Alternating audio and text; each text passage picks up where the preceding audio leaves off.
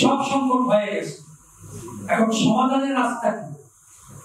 চোখে আঙ্গুল দিয়ে এই দেশের মানুষের সামনে সর্বশেষ যে তিনজনের আলোচনা এখন সর্বত্র চলছে, সেই আলোচনার পরে সংকট আর একটাও বাকি নেই, সব হয়ে গেছে। এখন আমাদের করণীয় কি?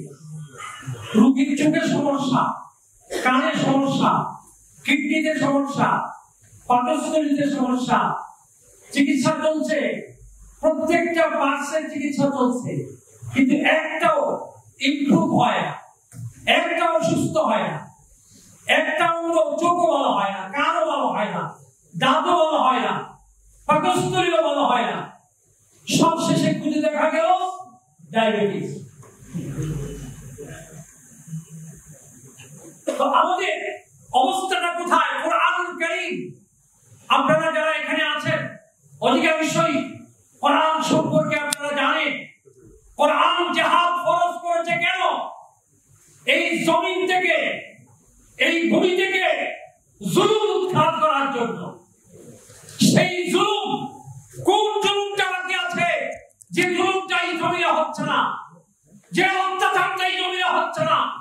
বাক স্বাধীনতা, লেখার স্বাধীনতা বলেন, বলার স্বাধীনতা বলেন, শিক্ষার স্বাধীনতা বলেন, বিচারের স্বাধীনতা বলেন, যত রকমের অধিকার আছে, নাগরিক অধিকার, সাংবিধানিক অধিকার, যত রকমের অধিকার আছে, মৌলিক অধিকার, সমস্ত অধিকারকে আজকে রাষ্ট্রীয় জুলুমের মাধ্যমে আজকে প্রজ্বলিত করা হচ্ছে, আজকে বুলন্টিত করা হচ্ছে।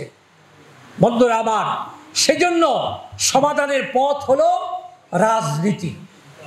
আজকে রাজনৈতিক নেতৃবৃন্দ যারা আছেন, আমি আপনাদের কাছে অনুরোধ করব, সংকটের মাধ্যমে জাতি যেমন বিপদগ্রস্ত হয়, জাতিকে যেমন এমন খেসারত দিতে হয়, ঠিক সংকটের মাধ্যমে আপসহীন নেতৃত্বের পরীক্ষা হয়।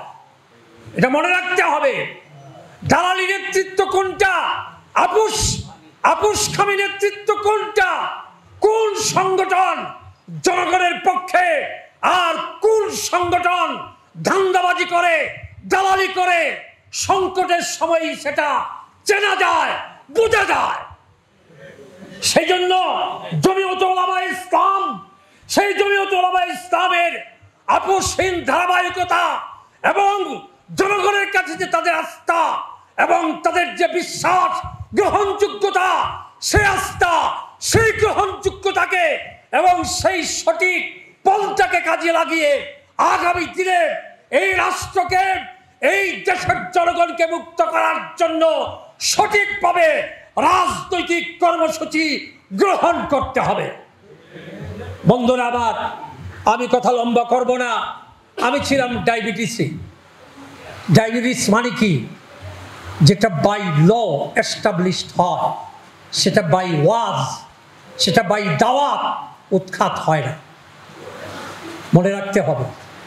আজকে খেয়াল খুশি মতো যে সব আইন করা হচ্ছে এবং রাষ্ট্র পরিচালনার জন্য যে সব নীতি আমাদের উপর চাপিয়ে দেওয়া হচ্ছে, সেই জায়গায় আমাদেরকে হাত দিতে হবে।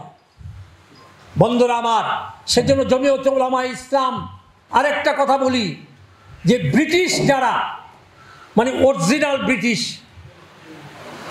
মানে মুজাসসম ব্রিটিশ, এই মুজাসসম ব্রিটিশকে যদি উলামায়ে দেওবন্দ যদি বিতাড়িত করতে পারে, এটা যদি ঐতিহাসিক সত্য হয়, তাহলে যারা মুজাসসম ব্রিটিশ না, বরং ব্রিটিশের দালাল, ইংরেজদের দালাল, ইংরেজি শিক্ষায় শিক্ষিত হয়ে যারা জাতির সাথে গাদ্দারি করে, সেই সব গাদ্দারদেরকে সেই উলামায়ে দেওবন্দ, যে উলামায়ে দেওবন্দ অরিজিনাল ব্রিটিশকে বিতাড়িত করছে, সেই উলামায়ে দেওবন্দের সন্তান এই জমিয়ত উলামায়ে ইসলামে এই গাদ্দার ব্রিটিশদেরকে, এই ইংরেজদের, এই দালালদেরকে এই দেশ থেকে উৎখাত করে ছাড়বে ইনশাআল্লাহ।